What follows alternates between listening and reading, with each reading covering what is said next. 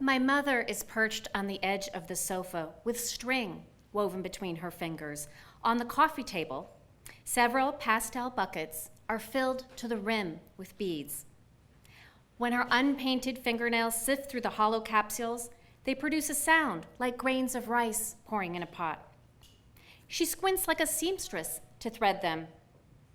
She seems serene, but her reflexive, repetitive movements belie her relaxed facade. She pauses, adjusts her seat. These are for the soldiers in Iraq, she says. They want them all black. They look quite sharp, too. I try to picture American GIs combing the desert with dog tags hanging around their necks, black rosaries stuffed in their pockets. My stomach growls. I want to ask her what we should make for dinner, but I hold my tongue. She's almost finished with the rosary she's working on. I don't know the prayers of the rosary. I attend Mass sporadically and have never been confirmed as a Catholic. There is a rift that will never be bridged between my feminist beliefs and Catholic ideology. I question whether there even is a God. And then there are my father's Hindu beliefs to consider, sandwiching me between two faiths. So I remain at a distance, my relationship to religion tenuous at best. I am hanging on by a thread, though I never tell my mother this. Soon after entering the second trimester of my third pregnancy, I called my mother while supine in a darkened ultrasound room. My hands were shaking so badly I could barely press the numbers on the phone. "Mom," I said breathlessly when she answered. "The baby died." My mother always remembered the exact day and time of every pregnancy appointment. With my first two pregnancies, which resulted in 2 healthy girls, she called me even before I hopped off the exam table. "Did you hear the baby's heartbeat?" she would shout into the phone, so loudly the receptionist scheduling my next appointment could hear her. On this particular day, she'd forgotten about my ultrasound. The weight of my words didn't register. In the deafening silence that followed, I imagined her morbid thought process. Anjali is pregnant. Her scan was today. But how can it be? How can the baby be gone? When the news finally hit her, her sobs echoed mine.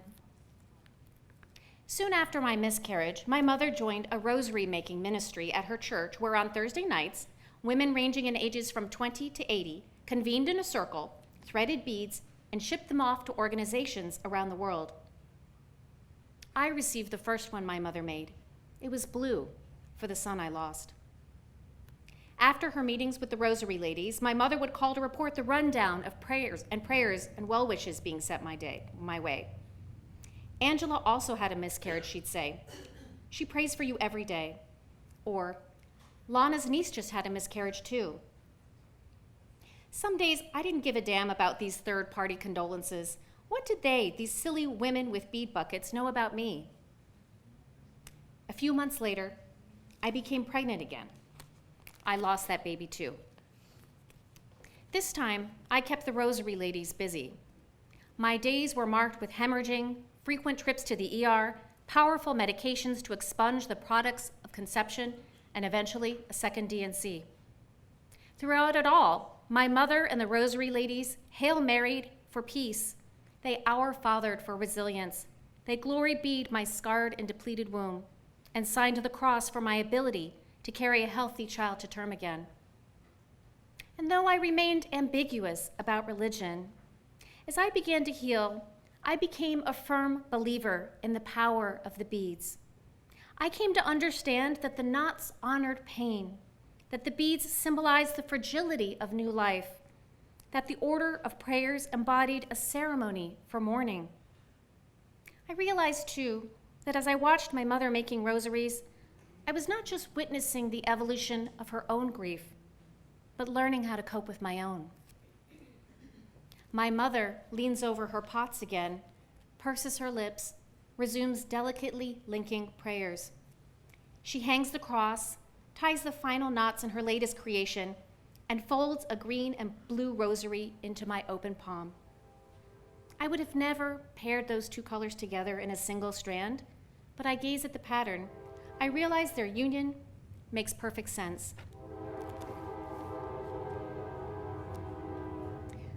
My fingers close around it.